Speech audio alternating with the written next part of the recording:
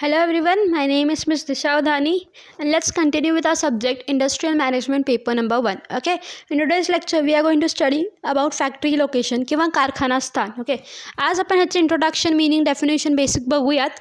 अजून काय काय बघायला मिळतं आपण आता इकडं पुढं कंटिन्यू करत करत बघूयात. ठीक आहे, तर पहिलं मीनिंग आहे location of factory. Location of factory म्हणजे कारखाना स्थान. ह्याचा अर्थ काय? Factory location refers to the choice of region where men, material, money, machinery and equipments are brought together for setting up of a business or a factory. ठीक आहे, तर वस्तूंचे उत्पादन करण्यासाठी ज्या ठिकाणी आपल्याला कर्मचारी, माल, संपत्ती, यंत्र व इतर उपकरणे व साधन सामग्री एकत्र करतो त्याला आपण कारखाना स्थान असं म्हणतो. ठीक आहे, कारखाना किंवा कारखाना स्थान असं म्हणतो. कारखाना म्हणजे काय किंवा कारखान्याचं स्थान म्हणजे काय? ती एक अशी जागा जिथं आपण जे काही आपल्याला रिसोर्सेस लागणार, जिथं साधनं सगळी लागणार आहेत आपल्याला प्रोडक्शन करण्यासाठी, ती सगळी एकत्र आणतो. साधन कुठले कुठले लागतात प्रोडक्शनसाठी? तर कर्मचारी, त्यानंतर माल, कच्चा माल, पक्का माल, त्याच्यानंतर संपत्ती, यंत्रे व इतर उपकरणे जे आहेत जिथं आपण एकत्रितपणे आणतो म्हणजे काय? ते फॅक्टरी लोकेशन किंवा कारखाना किंवा कारखाना स्थान म्हणजे. Okay, a plant is a place where the cost of the product is kept to the low in order to maximize the gains. Identifying an ideal location is very crucial. It should always maximize the net average, must minimize the unit cost of production and distribution. ठीक आहे, तर जेव्हा आपण जागा शोधतो कारखान्यासाठी तेव्हा आपण अशी जागा बघतो की जिथं आपले जे काही रिसोर्सेस आहेत, जिथं जे काही आपल्याला साधनं जे काही सगळी लागणार आहेत ती सगळी आपल्याला लवकर पटकन गोळा करता येतील, कमीत कमी खर्चामध्ये गोळा करता येतील आणि अशी ठिकाण हवे की तिथून जेव्हा आपण सेल करू किंवा तिथून जेव्हा आपण आउटपुट बाहेर देत जाऊ,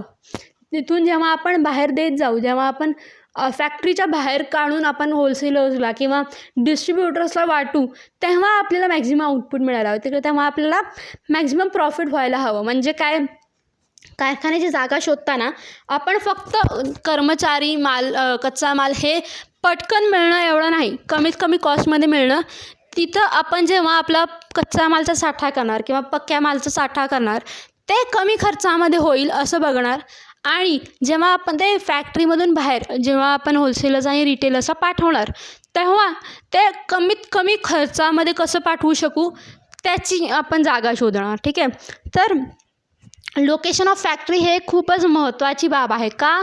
कारण जर तुम्ही खूपच महाग किंवा खूपच एक्सपेन्सिव्ह अशी लोकेशन घेतली किंवा आपण सपोज म्हणलो की आपण शहराच्या मधोमध आम्हाला फॅक्टरी हवी आहे आमची, ठीक आहे, तर ते आपल्याला नुकसानदायक होऊ शकतो. आपण अशी जागा शोधायची आहे की जिथं खर्च कमीत कमी यायला हवं आणि जे संसाधन आहेत ते सोप्या पद्धतीने किंवा पटकन मिळत जाऊ शकतील. ओके, ठीक आहे. It should always maximize the net average and must minimize the unit cost of production and distribution. तर आपला ओव्हरऑल ॲव्हरेज जो आहे इन्कमचा तो वाढला पाहिजे, त्याच्यामुळे अशी जागा बघायची. आणि युनिट कॉस्ट ऑफ प्रोडक्शन म्हणजे प्रत्येक वस्तू प्रोडक्शन जेव्हा करतो, प्रत्येक एक नग जेव्हा आपण प्रोड्यूस करतो त्याची कॉस्ट आहे जी आहे ती मिनिमम यायला हवी. ठीक आहे. Plant location decisions are very important because once the plant is located at a particular site, then the organization has to face the pros and cons of the initial decision. ठीक आहे, तर याच्यामध्ये काय दिलं आहे? लोकेशन जी आपण decide करणार, जिचं आपण स्थान डिसाईड करणार आहोत ते आपण 100 वेळा बदलू शकणार नाही. ठीक आहे, एकदा आपण जागा डिसाईड केली की त्याच्यावरती आपण फॅक्टरी उभं राहणार आहोत. ठीक आहे, तिकडे आपण मोठे मोठे मशिनरी आणणार, तिकडे आपण बिल्डिंग तयार करणार, तिथे आपण गोदाम जे आहे ते तयार करणार. तर एकदा जर तुम्ही जागा डिसाईड केली ती जास्त लवकर बदलता येत नाही. आणि जर तुम्ही चुकीची जागा डिसाईड केली तर त्याचा परिणाम पूर्ण भरपूर वर्षांसाठी होऊ शकतो, पूर्ण कालावधीसाठी होतो फॅक्टरीच्या. ओके, जेव्हा फॅक्टरी स्ट्रॉंग इनफ होत नाही दुसरी जागा बघायला तेव्हा पण त्याचे परिणाम आपल्याला भोगावे लागतात. ठीक आहे, तर जे काही फॅक्टरी लोकेशन आहे हे खूप महत्त्वाचा डिसिजन घेतला जातो, हे खूपच इम्पॉर्टंट डिसिजन आहे. ठीक आहे, तर आता बघूया फॅक्टर्स डिटर्माइनिंग लोकेशन ऑफ फॅक्टरी किंवा कारखाना स्थान निवडीशी संबंधित असणारे घटक. ठीक आहे, तर ह्याच्यामध्ये 2 भाग केले गेलेत, एक प्राथमिक आणि दुसरं दुय्यम किंवा सहाय्यक घटक. ठीक आहे, प्राथमिक म्हणजे काय? बेसिक, ज्याचा इफेक्ट खूप जास्त प्रमाणात होणार आहे आपल्या फॅक्टरी प्रोडक्शनवरती, आपल्याला ओव्हरऑल कॉस्टवरती. ठीक आहे, तर त्याच्यामध्ये पहिलं आहे कच्च्या मालाची उपलब्धता किंवा रॉ मटेरियल अवेलेबिलिटी. तर कच्च्या मालाची उपलब्धता म्हणजे काय, आपण अशी लोकेशन बघायची आहे की तिकडे आपल्याला पटकन आपला रॉ मटेरियल मिळायला हवा. एक्झाम्पल जर घ्यायचं म्हटलं, सपोज तुम्हाला चहा पत्तीची पण फॅक्टरी उघडायची आहे, ओके, किंवा तुम्हाला प्रोडक्शन करायचं आहे चहा पत्तीचं, तर तुम्ही कुठं फॅक्टरी उभं राहणार? एक तर तुम्ही केरळमध्ये जाणार किंवा तुम्ही आसाममध्ये जाणार. महाराष्ट्रामध्ये करून त्याचा उपयोग आहे का? नाही, कारण महाराष्ट्रामध्ये टी प्लांटचं प्रोडक्शन होत नाही. तर महाराष्ट्रामध्ये चहापत्तीचे प्रोडक्शन होत नाही. त्याचे शेतकरी महाराष्ट्रामध्ये एवढ्या मोठ्या संख्येत नाहीत. होतं असं नाही की नाही होत, पण खूपच कमी संख्येमध्ये होतं आणि त्याच्यावर जो खर्च येणार आहे खूप मोठा येईल. सपोज आपण महाराष्ट्रामध्ये केली फॅक्टरी चहापत्तीची, तर आपल्याला महाराष्ट्रामध्ये चहापत्तीचं फॅक्टरी मशिनरीवरती प्रोसेस करण्यासाठी आपण केरळावरून ती चहापत्तीची जी काही लीव्स असतात ते मागवणार आपण, ठीक आहे. ते चहापत्तीच्या लीव्स आपण जेव्हा ट्रान्सपोर्ट करणार केरळावरून महाराष्ट्रामध्ये, तर त्याचं ट्रान्सपोर्टेशनचा खर्च जो आहे तो खूप मोठ्या लेवलवरती येणार आहे. प्लस ट्रान्सपोर्टेशनमध्ये जो काही कच्चा माल आहे तो याचे खराब होण्याचे चान्सेस आहेत, कारण ते नॅचरल प्रॉडक्ट आहे. त्याची एक लाईफ लिमिट आहे, ठीक आहे. ते दीर्घ काळापर्यंत फ्रेश राहू शकणार नाही, ठीक आहे. तर आपण जेव्हा बघतो जागा फॅक्टरीची, तर तेव्हा आपण रॉ मटेरियल कुठं इझिली अवेलेबल होत आहेत, कशा पद्धतीने किती कमी कॉस्टमध्ये अवेलेबल होतात, या गोष्टीचा आपण विचार करणार आहोत, ठीक आहे. तर जेव्हा तुम्हाला चहापत्तीची फॅक्टरी उघडायची आहे, तर तुम्ही केरळमध्ये उघडू शकता किंवा आसाममध्ये इथं उघडू शकता, जिथे तुम्हाला पटकन जे काही चहापत्तीचे लीव्स आहेत ते तुम्हाला इझिली अवेलेबल होतील. तुमच्या डिमांडप्रमाणे ते पटकन अवेलेबल होऊ शकतात. सपोज आता थंडीचा महिना चालू होतो आहे, ठीक आहे. तर थंडीमध्ये लोक चहा जास्त प्रेफर करतात.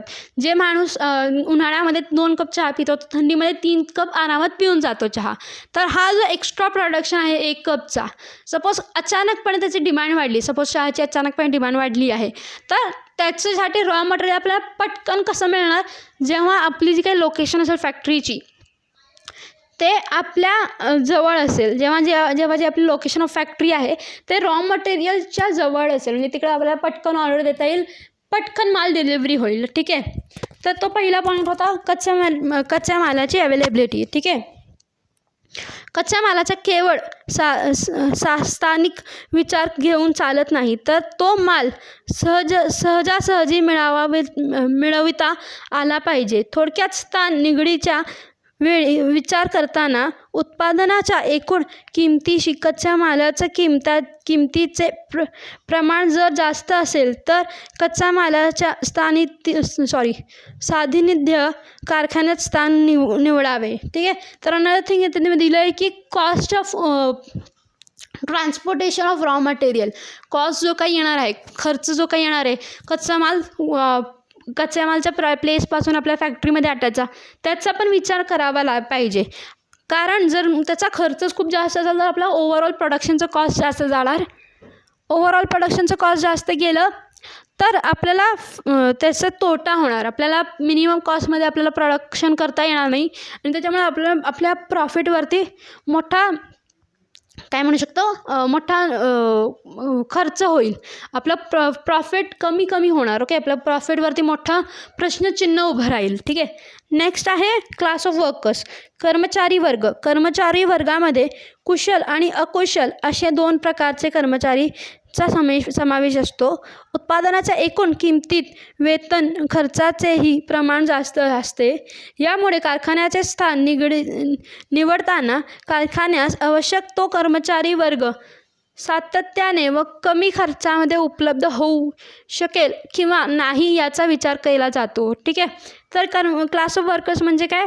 जे आपल्याला कर्मचारी लागणार आहेत ते आपल्याला कुठं मिळतील, कमीत कमी खर्चामध्ये ते कर्मचारी कसे मिळतील याचा विचार करायला पाहिजे, ठीक आहे.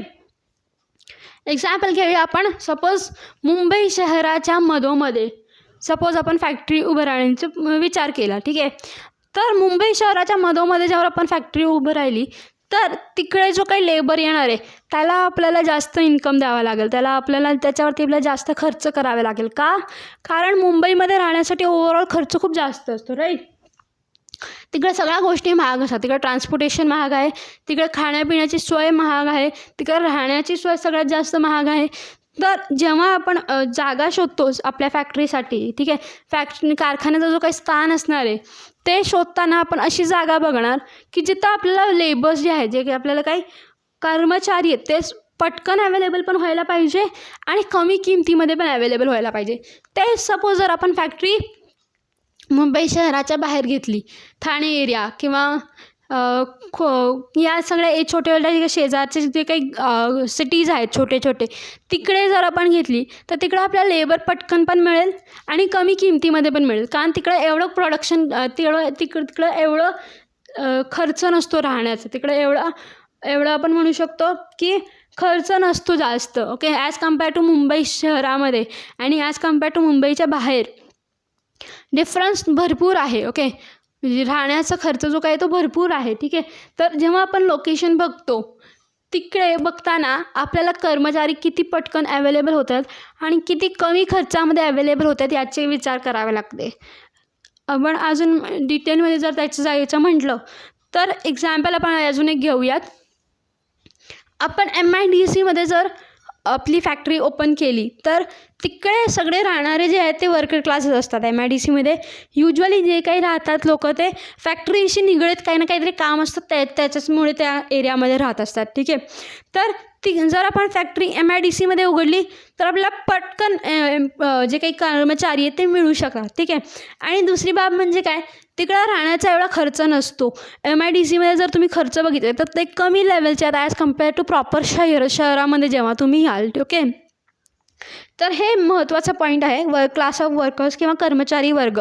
आपल्याला कर्मचारी वर्ग जिथं स्वस्त आणि लवकर मिळत असेल ती एरिया आपल्या फॅक्टरीसाठी चांगली आहे. ठीक आहे, नेक्स्ट आहे एनर्जी अँड फ्युअल सप्लाय, शक्ती आणि इंधन पुरवठा. ठीक आहे, शक्ती आणि इंधन पुरवठा म्हणजे काय, दगडी कोळसा, पेट्रोल, डिझेल, रॉकेल व अन्य खनिज तेल, वीज, पाणी इत्यादी वस्तूंची अथवा किंवा बाबींची शक्ती साधनांमध्ये समावेश होते. तर एनर्जी अँड फ्युअल सप्लायमध्ये काय येणार आहे, पाणी व्यवस्थित आहे का, लाईट 24/7 आहे का, त्याच्यानंतर जे काही मिनरल्स आहेत, पेट्रोल झालं, कोळसा झाला, डिझेल झालं, रॉकेल झालं, याची अवेलेबिलिटी किती चांगल्या पद्धतीची आहे, ह्या सगळ्या गोष्टी पण बघावे लागतात. जर तुम्ही फॅक्टरी अशा जागेवरती उभा राहिली जिथे दिवसाला 6 तास लाईट जाते तर त्याचा उपयोग नाही, कारण ते 6 तास तुमच्यासाठी वेस्ट आहेत. ते 6 तासमध्ये तुम्ही काही काम करू शकणार नाही. तुम्हाला अशी जागा बघावी लागते की जिथे 24/7 लाईट असायला हवी, वीजचा पुरवठा जो काही आहे तो 24 तास असला पाहिजे. अशी जागा बघणे हे महत्त्वाचं बाब आहे. कारण तुमचं प्रोडक्शन आहे मशिनरीमध्ये, सपोज तुमचा पेनचं प्रोडक्शन आहे, एक्झाम्पल आपण पेनचं प्रोडक्शन घेऊया. तर पेनचं प्रोडक्शनची प्रोसेस कशी असते, तुम्ही प्लास्टिकचे साबुदाणे आहेत ते आणता, त्याला मेल्ट करून त्या मोल्ड्समध्ये, पेनच्या मोल्ड्समध्ये टाकता आणि त्याच्यानंतर जो पेन आहे ती क्रिएट होते. ठीक आहे, तर ती मोल्डला तापण्यासाठीच 3-4 मिनिमम 12 तास लागतात. ओके, तर तो जो मोल्ड तापतो आहे तो 12 तास लागणार. मग त्याच्यामध्ये आपण प्लास्टिक टाकणार आणि त्याच्या मोल्डमध्ये फॉर्मेशन होऊन ते बाहेर निघणार. ठीक आहे, तर ह्या प्रोसेससाठी हीट खूप जास्त लागतं, ह्याच्यासाठी विजेची गरज खूप मोठी असते. ठीक आहे, आणि सपोज आपल्या इथं 6 तास लाईट जात असते तर थोडंफार प्रोडक्शन झालं की ठप बंद पडणार आपलं प्रोडक्शन. परत ते जो काही मशीन आहे ज्याच्यामध्ये आपलं मोल्ड आहे, जो काही मोल्ड आहे त्याला परत तापण्यासाठी अजून 12 तास लागणार. तर हे जे वेस्टेज ऑफ टाईम होणार आहे हे आपल्यासाठी परवडणार नाही आहे. ओके, तर अशी जागा जेव्हा शोधताना अशी जागा शोधायची की जिथे आपला एनर्जी आणि फ्यूल सप्लाय इझिली होईल, कमीत कमी खर्चामध्ये आपल्याला एनर्जी आणि फ्यूल सप्लाय होणार. ठीक आहे, MIDCमध्ये लाईटचा खर्च हा युजली कमी असतो आणि बाहेर जास्त असतो. ठीक आहे, सेफसारखे एरिया, स्पेशल इकॉनॉमिक झोन्स जे आहेत ते आपण सेकंड इयरमध्ये शिकलो आहे, स्पेशल इकॉनॉमिक झोन्स, तर त्याच्यामध्ये लाईटचा जो काही खर्च असतो तो ऑलमोस्ट निग्लिजिबल असतो, ऑलमोस्ट 0च्या प्रमाणावरती असतो. ठीक आहे, as compare to other factories. ठीक आहे, तर आपण जेव्हा फॅक्टरी अशा जागेवरती करतो डिसाईड, अशा स्थानावरती आपण जेव्हा कारखाना उभा राहतो तेव्हा आपल्याला मॅक्झिमम आउटपुट मिळू शकतो आणि मिनिमम खर्चामध्ये आउटपुट मिळू शकतो. ठीक आहे, त्यानंतर आहे वाहतूक व दळणवळणाची सोय. Transportation and communication facility. तर आपण फॅक्टरी शोधताना फक्त खर्च कमी येईल एवढं नाही भाग आहे, आपल्याला त्याच्यावरती ट्रान्सपोर्टेशन पण पटकन व्हायला हवी. ठीक आहे, आपण कुठल्या तरी शहराच्या कुठल्या तरी कोपऱ्यामध्ये जर आपण फॅक्टरी उभं राहिली तर तिकडे ट्रान्सपोर्टेशनचा त्रास होणार आहे, तिकडं माणसं नसणार आहेत, तिकडं आपल्या ट्रान्सपोर्ट करण्यासाठी रस्ते चांगले नसणार आहेत, तिकडं माणसांना ती जागा माहीत नसणार आहे. म्हणून जे काही आपल्यासाठी कस्टमर आहेत ते कस्टमर पोचताना त्यांना त्यांची दशहालत होणार आहे. ठीक आहे, तर ट्रान्सपोर्टेशन आणि कम्युनिकेशन फॅसिलिटी म्हणजे काय, आपण अशी जागा शोधणार फॅक्टरीची की जी फॅक्टरी लगेच सापडायला हवी. ठीक आहे, आपण रॉ मटेरियल जेव्हा आपण घेतो आहे तेव्हा ते रॉ मटेरियल जेव्हा येणार आहे आपल्याकडे तेव्हा त्या ट्रक ड्रायव्हरला किंवा जे काही मोठे व्हेकल्स आहेत त्यांना पटकन आणि सोयीस्करप्रमाणे आपल्या इथं पोचता यावं याची आपण काळजी घेणार. ठीक आहे, जर रस्तेच खराब असेल, कच्चा रस्ता असेल तर त्या ट्रकला येण्यासाठी 1 तासाऐवजी 3 तास लागणार, राईट. तर ट्रान्सपोर्टेशन आणि कम्युनिकेशनचे काही फॅसिलिटीज आहेत ह्याची आपण काळजी घेणार. कम्युनिकेशन फॅसिलिटी म्हणजे काय, तिकडे प्रॉपर रेंज आहे ना मोबाईल्सला किंवा फोन सिस्टीम तिकडे व्यवस्थित आहे ना, कम्युनिकेशनची सिस्टीममध्ये अजून पोस्ट ऑफिस आहेत ना त्या एरियामध्ये, किंवा इंटरनेट फॅसिलिटी अवेलेबल आहे ना, या सगळ्या गोष्टी आपण बघणार आहोत. कारण आजकाल आपली जग ऑनलाईनच चालू आहे. ठीक आहे, तर एवढं जेव्हा प्रोसेसिंग फास्ट आहे, जेव्हा आपल्याला बिलच मेलवरती मिळत असतं रादर दॅन पोस्टमधून, तर तिकडे इंटरनेटची अवेलेबिलिटी असणे खूप महत्त्वाची बाब आहे. ठीक आहे, तर वाहतूक आणि कम्युनिकेशनची फॅसिलिटीज आहेत का व्यवस्थित, ही पण एक महत्त्वाची बाब आहे जी आपण बघतो जेव्हा आपण फॅक्टरी लोकेशन डिसाईड करतो. ठीक आहे, त्यानंतर proximity of market. Proximity of market म्हणजे काय, बाजारपेठांची सानिध्य. ओके, ह्याच्यामध्ये काय दिलं आहे, उद्योग घटकांची जागा निश्चित करण्यामध्ये बाजारपेठेचा विचार महत्त्वाचा ठरतो. पक्क्या मालाचा रूपांतर करताना कच्च्या मालाचा वजन घट होत नसेल तर उद्योग घटकांची स्थापना कच्च्या मालाच्या क्षेत्रात जवळपास न करता बाजारपेठेच्या जवळपास केली जाते. ठीक आहे, तर हा एक महत्त्वाचा पॉईंट आहे प्रॉक्झिमिटी ऑफ मार्केट्स. ह्याच्यामध्ये काय दिलेलं आहे, जेव्हा तुम्ही कच्चा माल घेऊन येता, ओके, तर त्याचं जर वजन घटत नसेल, त्याचं वजन कमी होत नसेल ट्रान्सपोर्टेशनमध्ये, तर तुम्ही जो तुमची फॅक्टरी आहे ती बाजारपेठेच्या जवळ एस्टॅब्लिश करा. ठीक आहे, पण जर तुमची जे काही रॉ मटेरियल आहे त्याचं वजन कमी होत असेल ट्रान्सपोर्टेशनमध्ये, तर तुम्ही ते जिथं रॉ मटेरियल अवेलेबल आहे त्या एरियाच्या प्रेफरेबली तिकडे फॅक्टरी ओपन करा. ह्याचं एक एक्झाम्पल व्यवस्थित देते मी तुम्हाला. एक्झाम्पल आपण पेट्रोल घेऊया. ठीक आहे, सपोज तुमचं कच्चा माल हा पेट्रोलच आहे, तर तुम्ही तुमची फॅक्टरी कुठं उभं राहणार, जिथं पेट्रोल मिळतो, जिथं आपल्याला मिनरल ओर्स आहेत तिकडे तुम्ही घेणार. कारण का, कारण जो पेट्रोल जेव्हा आपण ट्रान्सपोर्ट करणार ते ट्रान्सपोर्टेशनमध्ये उडून जातं, ते ट्रान्सपोर्टेशनमध्ये त्याचं वजन जो आहे तो घटून जातो. ठीक आहे, दुसरा जर एक्झाम्पल घ्यायचं म्हटलं तर कापूसचं घेऊया. ठीक आहे, जेव्हा कापूस आपण एका जागेवरून दुसऱ्या जागेवरती नेतो त्याचे वजन कमी होण्याचे चान्सेस भरपूर असतात. पण जर आपण कापडच घेऊ, जेव्हा आपण कापडची फॅक्टरीज घेऊयात तेव्हा कापडाचं वजन कमी जास्त होण्याची काही बाब नसते. ठीक आहे, कापडाचा वजन जो आहे तो तेवढाच राहतो. तर ते आपण बाजारपेठेच्या जवळ आपली फॅक्टरी उभं राहणं म्हणजे आपल्याला सेल्स करताना जास्त सोयीचं पडणार. ओके, आपण फॅक्टरीची लोकेशन बघताना कच्च्या मालाचं वजन घट होतं आहे का नाही याच्यावरती आपण डिसाईड करणार की आपली फॅक्टरीची एरिया कुठं असणार आहे. जर कच्च्या मालाचं वजन कमी होत असेल तर कच्चा माल आपल्याला जिथं मिळतो त्याच्या जवळपास फॅक्टरी असायला पाहिजे, आणि जर कच्च्या मालाचं वजन घट होत नसेल तर आपण बाजारपेठेच्या जवळपास आपली फॅक्टरी ठेवतो. अजून ह्याचं एक्झाम्पल द्यायचं म्हटलं तर शुगर केन किंवा काय म्हणतात त्याला, शुगर केन आहे, आपल्याला माहिती आहे शुगर केन. ठीक आहे, तर शुगर केन जो आहे तो ट्रान्सपोर्टेशनमध्ये त्याचं वजन कमी होतो. ठीक आहे, ते वाढून ते नॅचरल प्रोडक्ट असल्यामुळे जर आपण दीर्घकाळामध्ये ते आपण ट्रान्सपोर्टेशनमध्ये ठेवलं 3, 4, 5, 6 दिवस आपण जर त्याचं ट्रान्सपोर्टेशनच फक्त करत असू तर त्याचं क्वालिटीमध्ये डिग्रेडेशन होणार, क्वालिटीमध्ये घट होणार, त्याच्यामध्ये आतमध्ये असलेला जो काही रस आहे शुगर केनचा तो कमी होणार. ठीक आहे, तर जेव्हा शुगर केनचे जे काही फॅक्टरीज आहेत, जेव्हा जर तुम्ही नीट लक्ष देऊन बघितले तर ते गावागावामध्ये आहेत, ते शहरामध्ये नसून ते गावागावाच्या एरियामध्ये आहेत, जिथं शुगर केनचं प्रोडक्शन खूप मोठ्या प्रमाणात आहे. ठीक आहे, तर त्याच्यामुळे प्रोडक्शन करताना त्याचा फायदा होतो. जर कच्च्या मालाचं घट नसेल होत वजनामध्ये, तर आपण बाजारपेठेमध्ये ती वस्तू बाजारपेठेच्या जवळ ते आपली फॅक्टरीची लोकेशन जी आहे ती करणार. ठीक आहे, त्याच्यानंतर आहे सेकंडरी फॅक्टर्स, ते आपण पुढच्या लेक्चरमध्ये बघूयात. ठीक आहे, थँक्यू.